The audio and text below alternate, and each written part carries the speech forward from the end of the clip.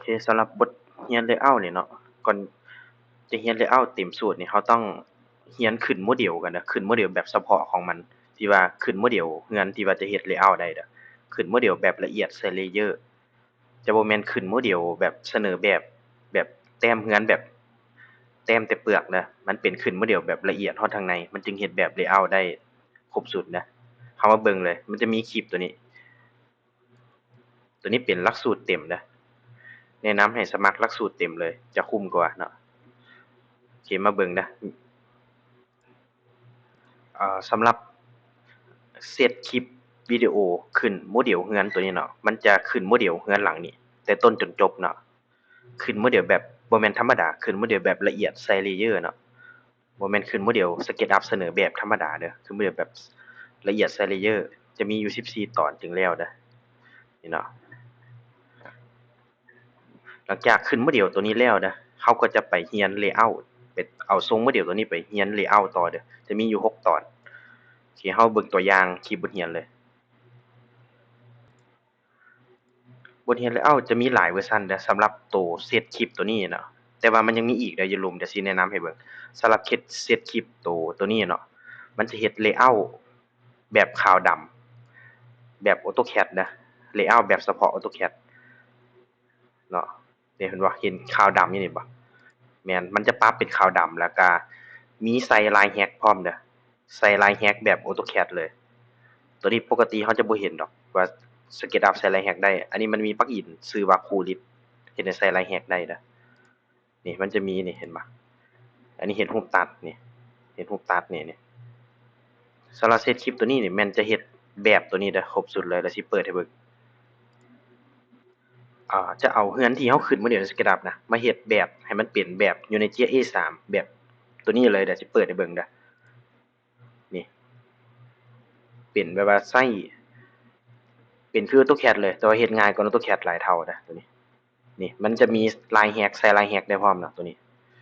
ใส่ลายแฮกได้ด้วยปลั๊กอิน Coolit ปลั๊กอินพิเศษเด้อของนางเงาเดี๋ยวมาเบิ่งนี่อันนี้รูปตัดนี่เดี๋ยวเนาะเป็นขาวดำคือ AutoCAD เลยแต่ว่าบ่ได้ใช้ AutoCAD เฮ็ดอะมันจะเฮ็ดง่ายกว่า AutoCAD หลายเท่าเนาะคือรูปตัดนี่เราแทบจะบ่ได้แต้มเลยเรามีแต่ตัดเซกชันแล้วก็ได้เลยรูปตัดเบิ่งรูปต่อไปมันเห็นบ่มันเฮ็ดรูปตัด 3D ได้พร้อมถ้าแม่นเฮ็ด AutoCAD แท้มันจะบ่เฮ็ดรูปตัด 3D บ่ได้เด้อนี่เห็นบ่โอเคเนาะตัวนี้แม่นเซตคลิปตัวนี้บัดนี้มาเบิ่งเซตคลิปตัวต่อไปโอเคตัวนี้เป็นภาคอื่นเด้อบ่แม่นมาเบิ่ง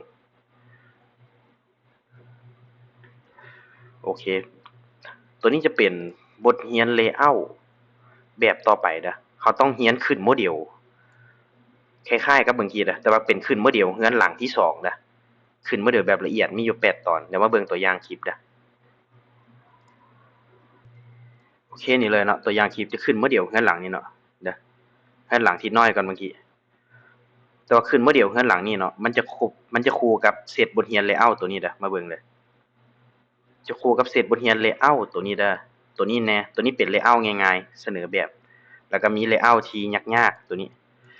ตัวนี้แหละ Layout แบบตัวนี้แม่น Layout แบบเทคนิคเด้อตัวนี้